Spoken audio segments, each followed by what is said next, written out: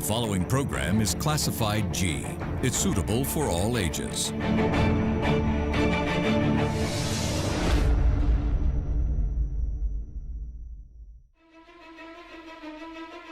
Tonight, the environmental degradation.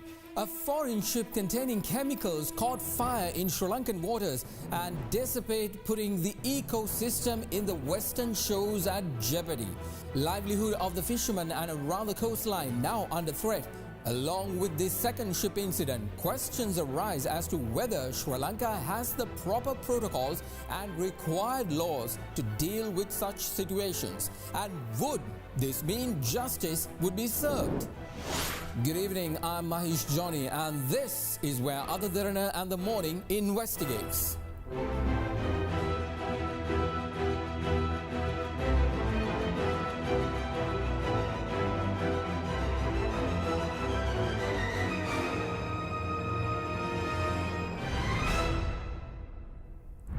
Good evening, everyone. Thank you for taking the time to join us on Investigates this Sunday night as well. Tonight, our focus is in the potential environmental impacts and disaster that occurred last month with the Express Pearl being destroyed in Sri Lankan waters due to fire.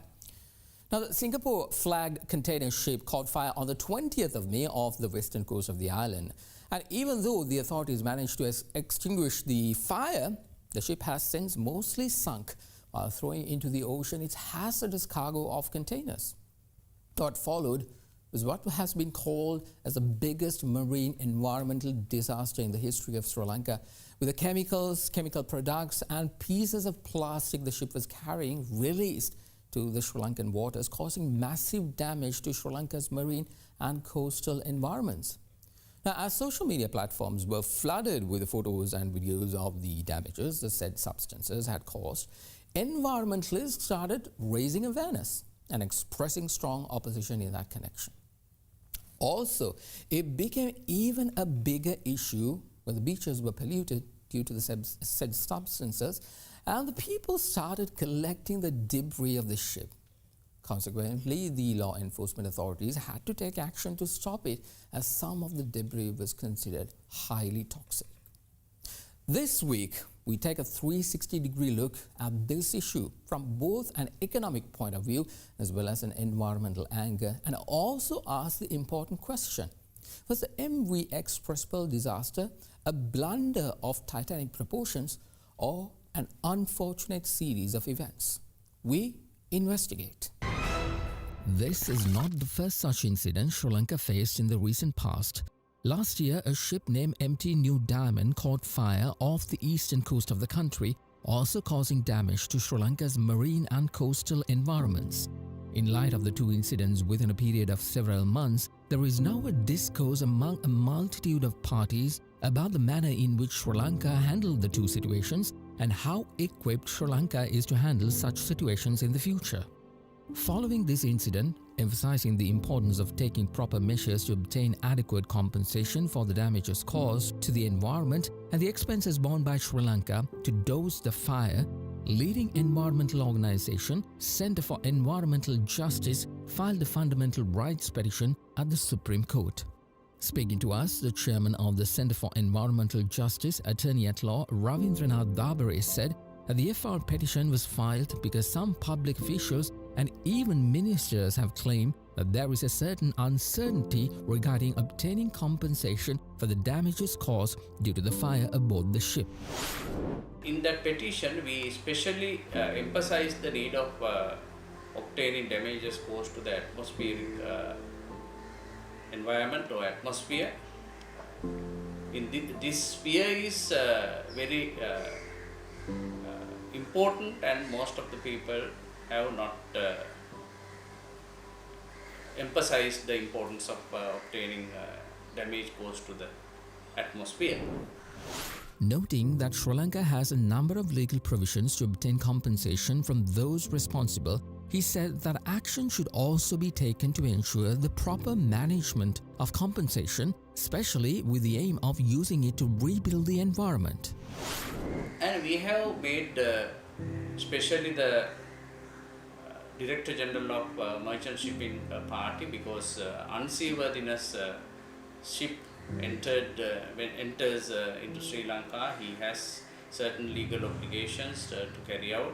And in addition to that, we have made Central Environment Authority also a party, because it is the duty of the Central Environment to take cognizance of atmospheric pollution and environmental pollution in many areas of the country. In addition to that, Coast Conservation Director General was also made a party, because he is the person responsible, or the official body established to deal with the coastal affairs and the management of the coastal zones, and to maintain the cleanliness of the coastal areas. We also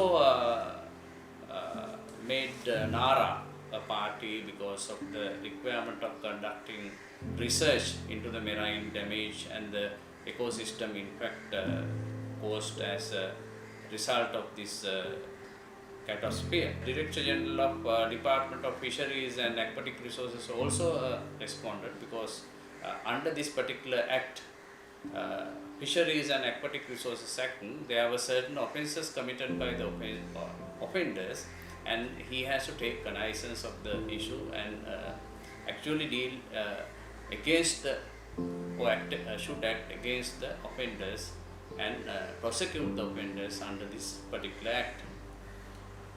Minister of Ports Authority and Minister of Environment and Dr. Nada Godaheva, State Minister, was also made a party, because certain administrative decisions and the formulation of regulations and the amending of the acts to the required standards should be done by the responsible ministers in charge. And in addition to that, we made Express Feeders, who is the owning company of the ill-fated ship, as well as the Sri Lankan agent of the fishing company known as Sea Consortium Private Limited. Dabere also explained that there are misconceptions about the applicability of the existing legal provisions to obtain compensation. Our main target is to avoid any such instances in the future, as well as to obtain adequate compensation. And in addition to that, we have also prayed request or directions from the Supreme Court of Sri Lanka under the polluter pays principle, because the polluter should take the responsibility of the pollution caused and the damage caused as a result of pollution. In addition to that, we have emphasized the invoking of the precautionary principle also in this case, because the required precautions have not been taken by a number of parties, including the ship owner. All these principles should be taken into consideration, and all these legal provisions should be taken into consideration in handling this issue. Meanwhile, former Fisheries State Minister and incumbent Samagi Janabalawegaya parliamentarian Dilip Vedarachi, speaking of the process of obtaining compensation, said that the government's approach should be changed.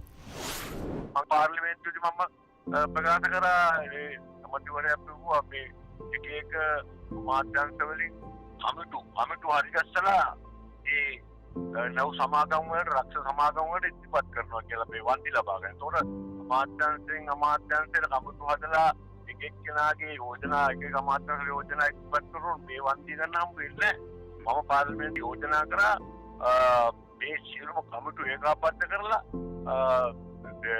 දේශීය රක්ෂණ නියෝජිතයෝ දේශීය සමග නව සමාගම් එක්ක රක්ෂණ සමාගම් එක්ක සාකච්ඡා කරන්න පුළුවන් දක්ෂ හැකියාවක් තියෙන හොඳ දේශීය නියෝජිතයෝ රක්ෂණ වන්දිල නියෝජිතයෙක් පත් කරලා ඒ නියෝජිතය හරහා මේ ඔක්කොම කමිටු වල යෝජනා ඉදිරිපත් කරලා කරොත් මේක කුලල් කාගෙන තු ගන්න පුළුවන් වෙයි කියන එකයි මගේ මතය. නැත්තම් මේ අමාත්‍යාංශයෙන් අමාත්‍යාංශයට කුලල් කාලා මේ වන්දි ලබාගෙන යටිපටි ගන්න ලෑස්ති වුණොත් මේ වන්දි අපර ලබා ගන්න නැති වෙනවා. According to some who have been vocal about Sri Lanka's existing maritime laws and policies in light of the incident, they say that Sri Lanka should pay attention to strengthening those laws and policies in order to prevent difficulties the country may face in the future in the event of a similar incident. Strong laws and policies are beneficial in not only getting compensation but also in safeguarding the country's shipping industry. Well, to look into the aspect of this issue, we spoke with maritime lawyer and scholar attached to the International Max Planck Research School for Maritime Affairs, Professor Dan Malika Gunasekara, who said that numerous concerns arise as to the legality of the ship's entry to Sri Lankan waters and whether Sri Lanka has properly exercised the procedures in dousing the fire. These kinds of ships and these kinds of containers have been coming to and calling to the port of Colombo regularly for well over several decades. So the coming into our port is not the issue here, but the main issue is whether our port was informed of the dangerous cargo that was on board, and also whether we could have attended to the technical requirements that have been requested by the captain. Now, in first place, if there was a leak in the cargo holds in the ship, the captain has to inform the port authority on this. And we hear that the captain has in fact reported this to the agent. And generally the agent is the person who is liable directly to the port of Colombo. So the duty is casted upon the agent to inform our port authority on such an incident if the ship was facing. However, we cannot leave out the liability of the master here as well as the ship owning company, because this is a kind of a very serious situation considering the pollution damage that has caused due to the chemicals that were contained in the containers in the ship. Now, a question arises as to whether our authorities could handle it properly. Now, if this was really brought to the attention of our authorities and that our authorities have given the permission, then of course we could assume that the Port of Colombo was better equipped to handle such a scenario of this nature, to attend to the particular leak that was occurring on board the ship. Adding that whether proper management procedures had been executed and taken into account is a concern, Professor Gunasekara noted that Sri Lanka should learn from similar experiences of other countries and adopt such methods. We do not have much experience and expertise to handle such a calamity, as these things have not occurred with such magnitude in the past. So in such a situation, it is paramount for us to learn from the experiences of other countries in handling these kinds of situations.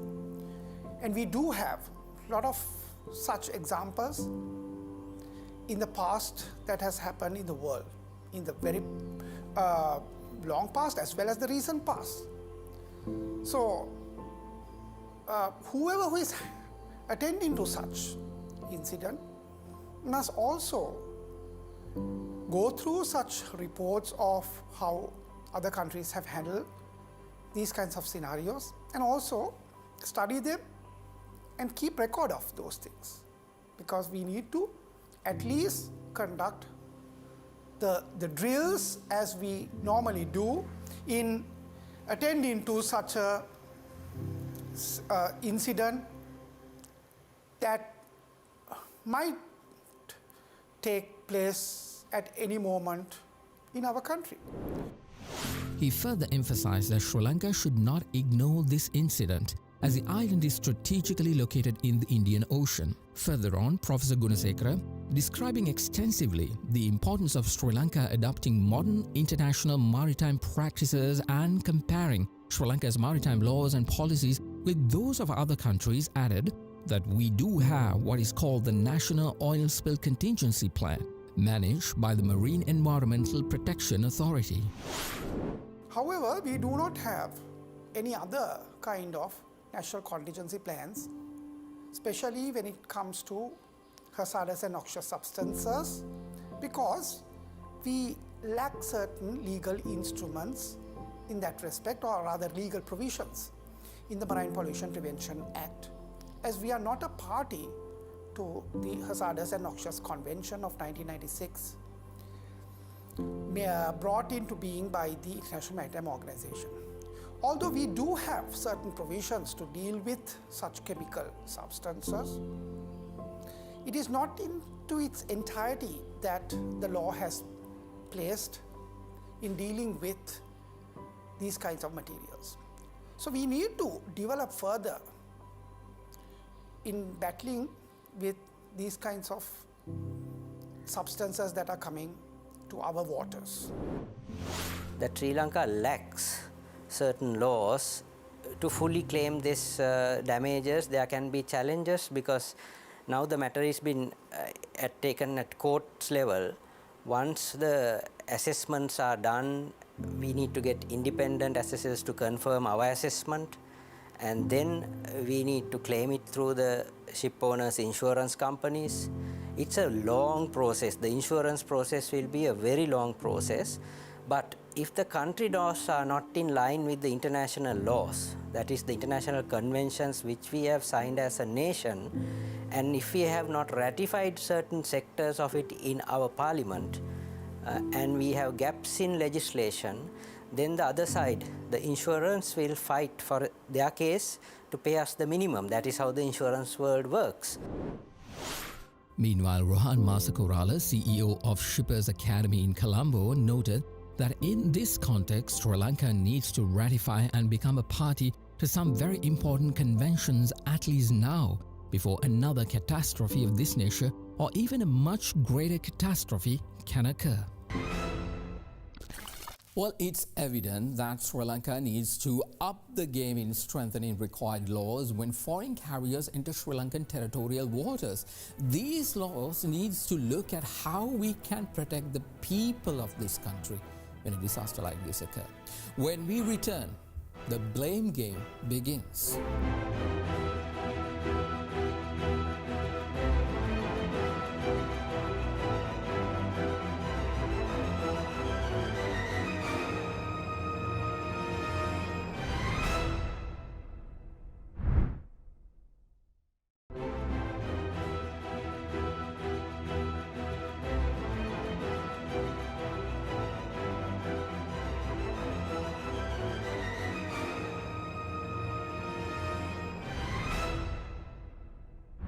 Welcome back everyone to Investigate. Tonight our focus is on the ship disaster that occurred in Sri Lankan waters, where the Singaporean carrier Express Pearl was engulfed in fire and destroyed, leaving a trail of environmental destruction. Now the opposition blames the government, stating that they failed.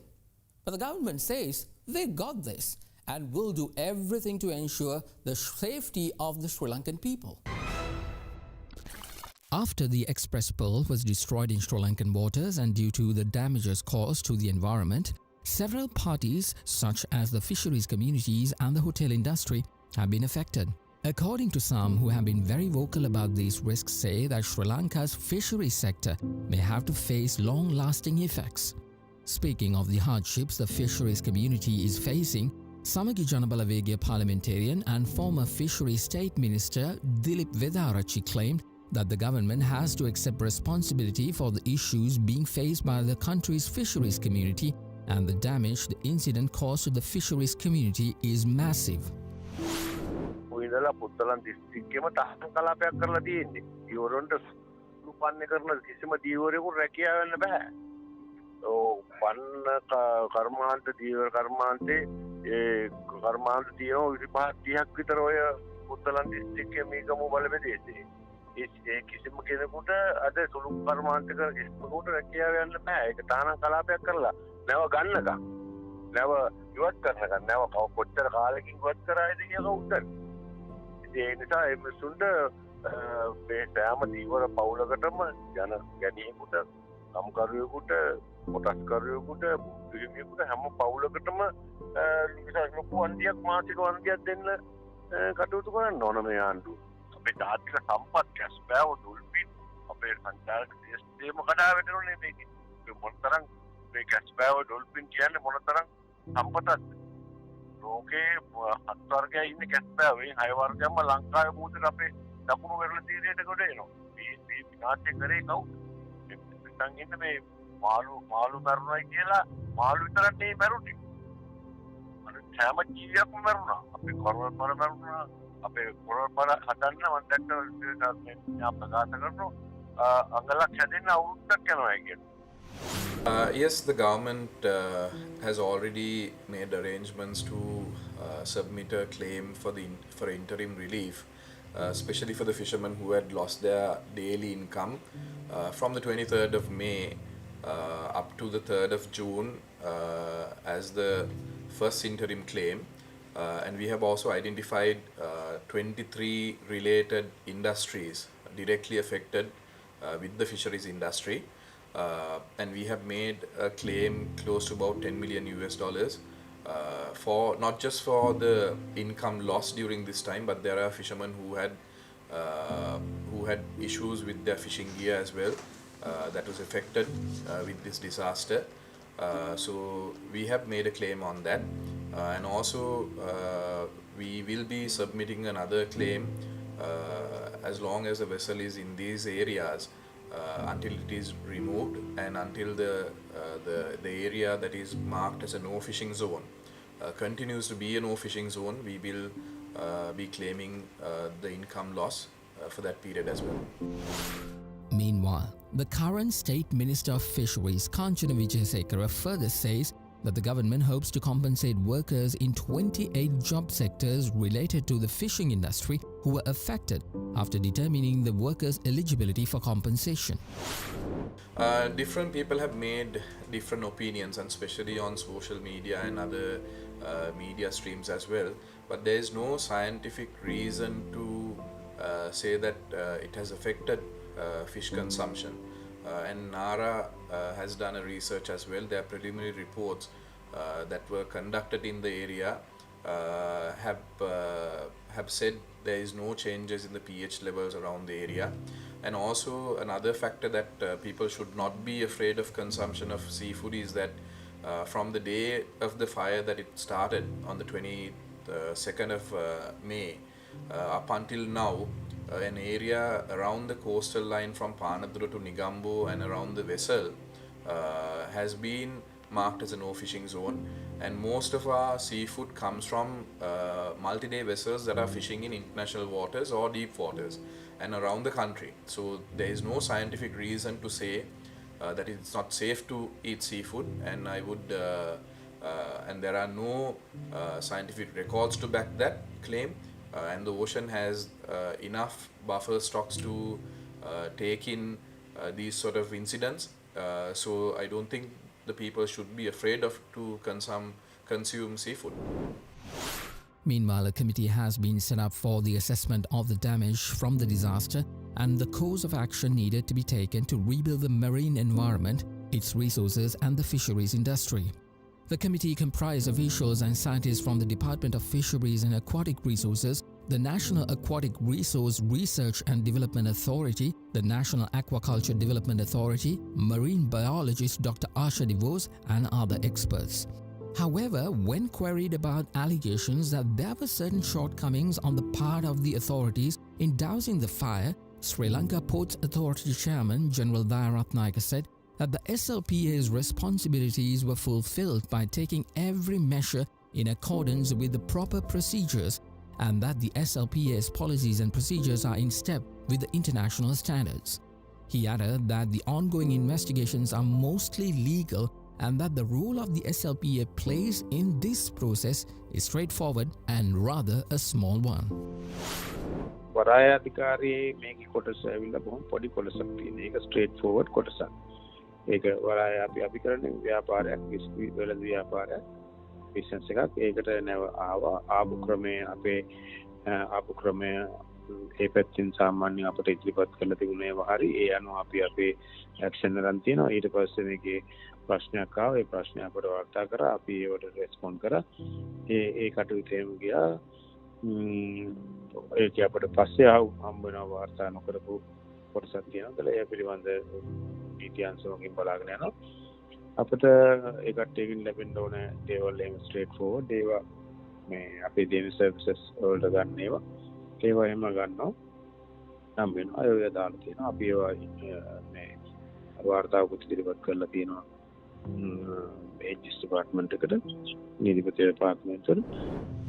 He further added that other institutions such as the MEPA and the Navy are the main institutions carrying out the necessary responsive activities in this connection and that the Sri Lanka Ports Authority has extended its cooperation. He also added that steps have already been taken to claim the expenses borne by the Sri Lanka Ports Authority during the process of extinguishing the fire on board the MV Express Pearl. Well, there is much debate as to whether Sri Lanka could have prevented the fire from worsening, and those questions would be answered soon now that the authorities have commenced an investigation. However, the reality is that the damage, mostly environmental, that the ship caused is still being assessed. And what is left to do is to take measures to ensure that Sri Lanka would be more ready to face similar situations in the future. Well, that'll do for tonight's episode of Investigate. We will see you again once again next Sunday at 7 p.m. with another crucial matter that affects you and me. Showbiz Tonight is up next. I'm Mahesh Johnny. Thank you for the privilege of your time. Good night.